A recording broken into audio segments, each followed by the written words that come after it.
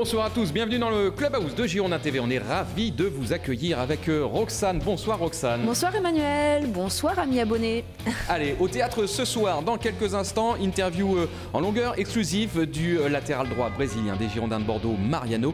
Et puis également Younes Kabouni, le milieu offensif, le jeune milieu offensif des Girondins de Bordeaux, sur ce plateau dans quelques minutes. Voilà pour les interviews du jour. Et puis aussi une petite surprise hier sur la plaine des sports du Haillan, l'humoriste Baptiste Le Caplin est venu nous saluer, nous parler aussi de son actualité.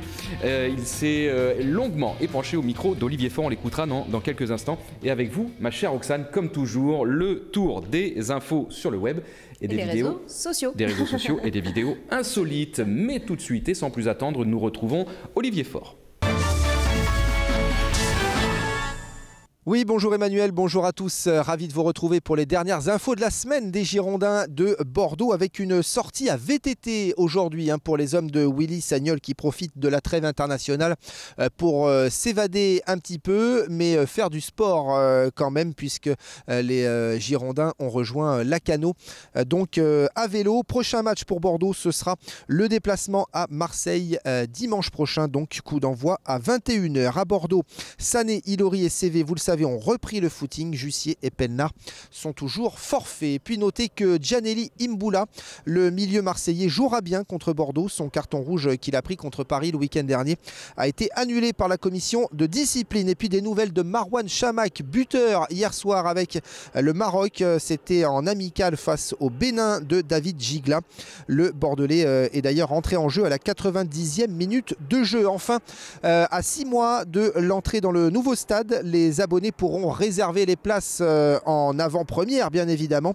Toutes les informations seront connues à la fin du mois et communiquées à ce moment-là. Voilà pour les dernières informations. Merci Olivier. Dans quelques instants, Mariano sur ce plateau interview que nous avons enregistré ce matin pour des raisons de planning professionnel, des plannings d'entraînement tout simplement, ma chère Roxane. C'était donc dans la matinée l'interview de Mariano qu'on écoutera dans quelques minutes. Mais tout d'abord, infos réseaux sociaux et web avec vous et on commence en quelque sorte avec l'image du jour. Regardez cette photo, qui sont beaux, ce sont nos jeunes U12 et oui qui participent à la Coupe du Monde au Brésil, la Coupe du Monde des moins de 12 ans. Ils représentent la France, je vous le rappelle, et nous sommes très fiers. Nous allons vous donner régulièrement des informations sur nos réseaux sociaux concernant nos jeunes. Alors hier, c'était cette fameuse cérémonie d'ouverture. Et oui, eux aussi ont le droit à une cérémonie d'ouverture qui était bien sûr sous les couleurs de la jeunesse, avec de la musique brésilienne, des messages très fair-play, des démonstrations de capoeira.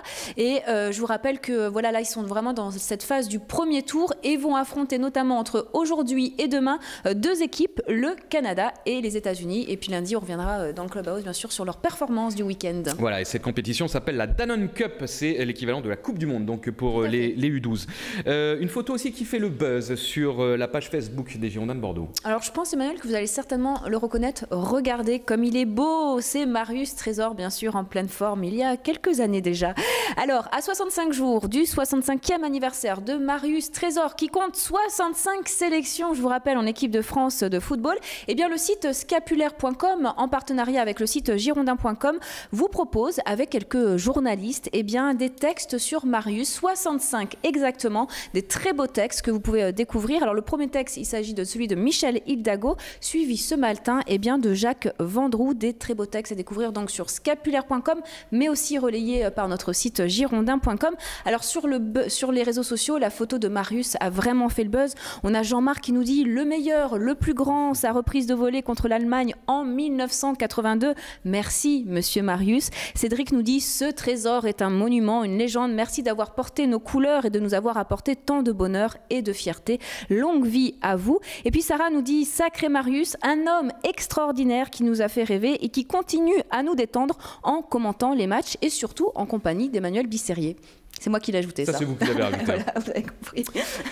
Parfait, oui, Marius, on l'embrasse bien évidemment. Bien, donc le compte à rebours est lancé au 65, on est à 65 jours de son 65e anniversaire. On va essayer de lui faire un petit truc sur le Clubhouse. Exactement. Si vous avez des idées, envoyez-nous ça.